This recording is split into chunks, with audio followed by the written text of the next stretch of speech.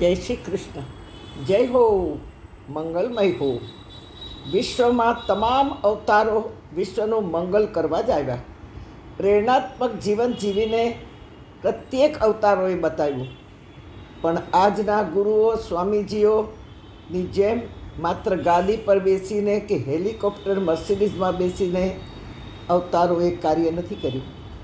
જિંદગીના તમામ ભોગ ભોગવતા ધર્માચાર્યોની જેમ નથી જીવી બતાવ્યું. હમણાં તો બિલાડીના ટોપની જેમ આચાર્યો નામધારી કથાવાચકો ફૂટી નીકળ્યા છે. જેઓ ભગવાનના ગુણાનુવાદ બાજુ પર મૂકી મહિલાઓના રહેન સહેન પહેરવેશના ચર્ચા કરતા દેખાય છે. પોતે કેવા સજગજ કરીને આવે છે કે જે ત્યાગ, સહનશક્તિ કે સંઘર્ષમાં કેમ જીવવું તે બતાવી ના શકે, કારણ કે એમાંનું એક પણ વાત એમને ફાળામાં આવી નથી. કિલો બે કિલો સોનાના આભૂષણોથી અને નવા ડ્રેસો પહેરી ફાલતુ વાતો કરતા આવા કથાવાચકો દેખાય છે. ટીવીમાં સતત છવાયેલા રહે છે. પણ હેલિકોપ્ટરમાં આવવું, મર્સિડીઝમાં આવવું, તમે વિચારો શું આ આચાર્યો ત્યાગની વાતો કરી શકે? અને કરે તો સાંભળનારને કેટલી પચે? જ્યારે આપણા નાનકડા કૃષ્ણે જોયું કે મારા મિત્રો બહુ દુબળા છે, પહેરવા પૂરતા કપડાં નથી, ખાવા અન્ન નથી, અને ચારે બાજુ શરીરમાં હાડકાઓનો માળખો દેખાય છે, ત્યારે માખણ ચોરીને ખવડાવ્યું. વસ્ત્રો પહેર્યા નથી, ત્યારથી પોતે પણ સીવેલા વસ્ત્રો પહેર્યા નહીં.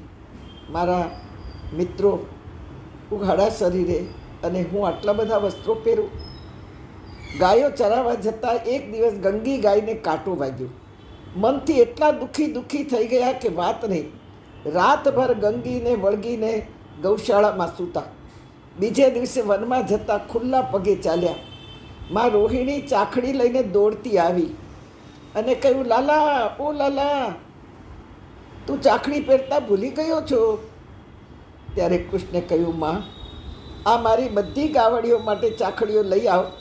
આ બધીને પહેરાવશું, એને કાંટા કાંકરા નહીં વાગતા હોય? તેઓ પણ ખુલ્લા ચરણે દોડે છે. એ બધી મારી ગાવડીઓને ચાખડી પહેરાવ, પછી જ હું પહેરીશ. જીવનભર ગ્વાલ બાલને યાદ કરતાં સીવેલા વસ્ત્રો કદી પહેર્યા નહીં, કદી ચાખડી પણ ધારી નહીં. કૃષ્ણ ભક્તોએ આ અનુસરવાનું છે. ગરીબડવા ગ્વાલ બાલને ગળે લગાડ્યા.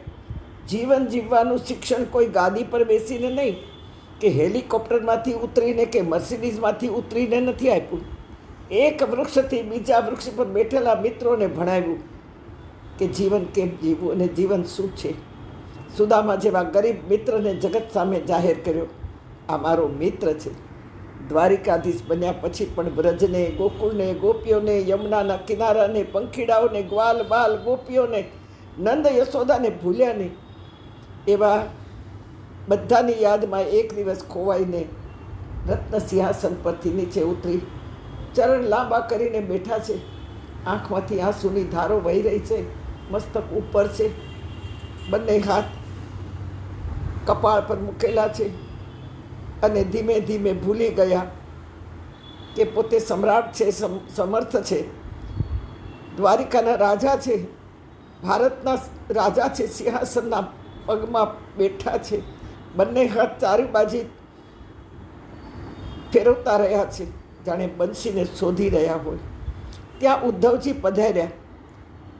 ઉદ્ધવ સમજી ગયા કે ઠાકોરને કાંઈક ઈચ્છા થઈ છે અને નક્કી ગોકુળ યાદ આવી રહ્યું છે. હવે બંસી તો રાધાને સોંપી દીધી હતી. ઉદ્ધવે દ્વારિકાધીશના હસ્તમાં શંખ પધરાવી દીધો. ઉદ્ધવે કહ્યું, પ્રભુ, આ ગોકુળ નથી, આ દ્વારિકા છે. આપ સમર્થ છો, આપ સમ્રાટ છો પ્રભુ. આપના દિલમાં એવું તે કયું દુઃખ ભર્યું છે? અને દ્વારિકાધીશની આંખમાંથી આંસુ અને કંઠમાંથી એક ડૂસકું છર્યું. ઉદ્ધવ ચરણમાં બેસી ગયા, ચરણ દબાવતા રહ્યા છે અને પૂછતા રહ્યા છે, ઠાકોર, કયું દુઃખ સતાવે છે કહો. હું હમણાં જ એ દુઃખનું નિવારણ કરી દઉં. પણ દ્વારિકાધીશ બોલી નથી શકતા, પણ એના આત્મામાંથી જે અવાજ આવ્યો એ ઉદ્ધવે સાંભળ્યો. એ કાલે આપણે જાણીશું.